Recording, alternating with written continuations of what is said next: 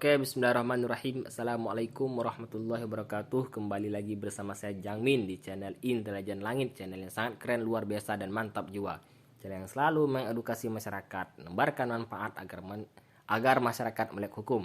Baiklah, pada kesempatan yang sangat berbahagia dan cerah ini saya akan sedikit berbagi tentang beberapa poin penting yang wajib diketahui oleh maba. Beberapa poin penting ini saya rangkum, ada yang dari hukum pidana, ada pengantar hukum Indonesia, ada juga dari pengantar ilmu hukum. Ini hanya sebagai pegangan saja, hanya sebagai modal awal sajalah untuk menekuni lebih lanjut tentang hukum. Baiklah, tidak berlama-lama.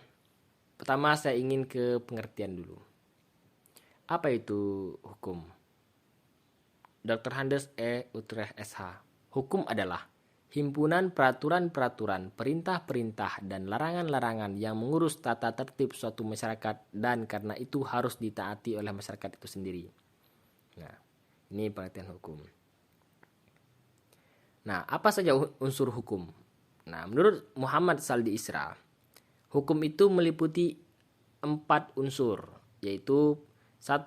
Peraturan mengenai tingkah laku manusia dalam pergaulan masyarakat. 2. Peraturan itu diadakan oleh badan resmi yang berwajib atau berwenang. Yang ketiga, peraturan itu bersifat memaksa. Yang keempat, sanksi terhadap pelanggaran peraturan tersebut adalah tegas. Nah, ini unsur yang terdapat dalam hukum. Nah, untuk memudahkan teman-teman sekalian, saya membuat kata kuncinya.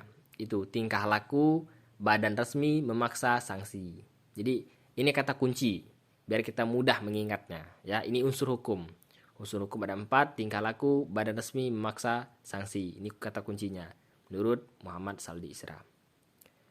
Nah, adapun sifat hukum itu mengatur dan memaksa. Ini sifat hukum. Ada lagi pluralisme sistem hukum. Apa itu? Nah, yaitu berlakunya banyak sistem hukum bagi semua golongan dalam suatu wilayah, khususnya di Indonesia, yaitu secara bersamaan berlaku beberapa sistem hukum, yaitu hukum adat, hukum Islam, dan hukum Barat. Ada unifikasi hukum, yaitu memberlakukan satu jenis hukum untuk semua golongan penduduk dalam satu tempat atau daerah. Contoh, UU PA, Undang-Undang Nomor 1 Tahun 1974. Ada lagi kodifikasi hukum. Apa itu?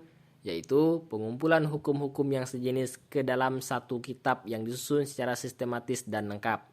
Contohnya KUHP, KUHP, dan KUHD yang dikodifikasi. Ada lagi fungsi hukum. Apa sih fungsi hukum itu? Nah, ini fungsi hukum sebagai alat pengatur tata tertib hubungan masyarakat. Oh, tentu. Sebagai sarana untuk mewujudkan keadilan sosial lahir dan batin, jelas. Sebagai penggerak pembangunan, oke. Fungsi kritis hukum, nah ini kata kuncinya ini, pengatur keadilan, penggerak kritis, mudah dipahami. Nah, berikutnya ada hierarki perundang-undangan, yaitu terdapat pada pasal 7 ayat 1 Undang-Undang Nomor 12 Tahun 2011 tentang hierarki peraturan perundang-undangan. Yang pertama paling atas itu ada Undang-Undang Dasar Negara Republik Indonesia tahun 1945. Ini konstitusi. Ada ketetapan MPR, ada undang-undang atau peraturan pemerintah pengganti undang-undang, ada peraturan pemerintah, ada peraturan presiden, ada peraturan provinsi, ada peraturan daerah, kabupaten atau kota. Nah, berikutnya yang tak kalah menarik itu ada sistem hukum. Sistem hukum ada Eropa kontinental, civil law. Ciri khasnya itu tertulis. Kalau Anglo-Saxon atau common law itu tidak tertulis. Berikutnya ada norma. Norma itu adalah patokan seorang dalam bertindak atau tingkah laku dalam masyarakat. Ada subjek hukum, bisa baca sendiri. Ya, kita manusia ini subjek hukum. Ada subjek hukum badan hukum, reh person. Nah, saya rasa ini bisa dibaca sendiri. Ada objek hukum, bisa dibaca sendiri. Ada asas lex superior derogat legi inferior, yaitu peraturan yang lebih tinggi mengesampingkan yang rendah. Nah, asas hierarki ini. Ada lagi asas lex posterior derogat legi priori. Ada asas res judicate peritate pro habetur. Ya, ini bisa dibaca sendiri. Kalau perlu ini dihafalkan, karena asas-asas ini sangat penting sekali. Sangat penting, harus diingat. Nah, pidana itu ada 2, ada pidana pokok, ada pidana tambahan. Pidana pokok, ada pidana mati, ada pidana penjara. Pidana penjara itu ada dua, ada seumur hidup, ada sementara. Sementara setinggi-tingginya 20 tahun dan sekurang-kurangnya 1 tahun atau pidana penjara selama waktu tertentu. Ada pidana kurungan, sekurang-kurangnya 1 hari dan setinggi-tingginya 1 tahun.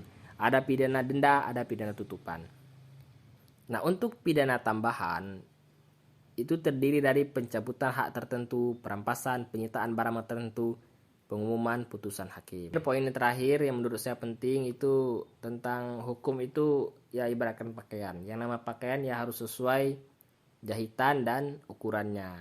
Artinya apa? Hukum itu mencerminkan kemaslahatan. Oke, sekian dari saya. Semoga bermanfaat. Jangan lupa like, comment, share, dan subscribe channel ini supaya berkembang, supaya masyarakat luas juga mendapatkan manfaat. Oke. Sekian dari saya. Wassalamualaikum warahmatullahi wabarakatuh.